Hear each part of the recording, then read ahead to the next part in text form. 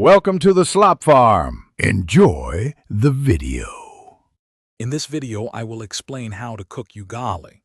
This versatile and delicious dish is a cornerstone of many African cuisines, offering a wonderful base for countless meals. To begin, gather your essentials. You will need 2 cups of fine white maize flour, 4 cups of water, and a 1/4 teaspoon of salt if you prefer. Having your ingredients ready ensures a smooth and enjoyable cooking experience, setting the stage for a perfect ugali. Our next step involves preparing the water, which is crucial for achieving the right texture.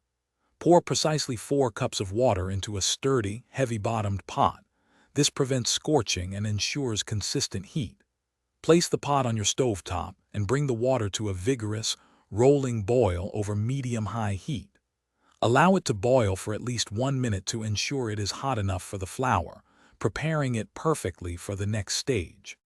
Now it is time for the maize flour. Once your water is boiling, reduce the heat to medium-low to manage the cooking process. Carefully sprinkle in about 1/4 of a cup of maize flour at a time, continuously stirring with a sturdy wooden spoon. This constant stirring is vital for preventing lumps and ensuring a smooth mixture. Keep adding flour slowly, integrating it completely before adding more, as this builds the base for your ugali. As you continue to add flour and stir, you will notice the ugali thickening into a dense, stiff dough. This is the moment to really put some effort into your stirring, using the back of your spoon to press the ugali against the pot's sides.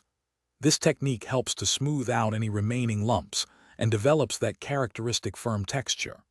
Keep cooking for another 5 to 10 minutes, consistently turning and folding the dough, ensuring every part is thoroughly cooked and pliable. Thanks for watching. Consider subscribing if we helped you today.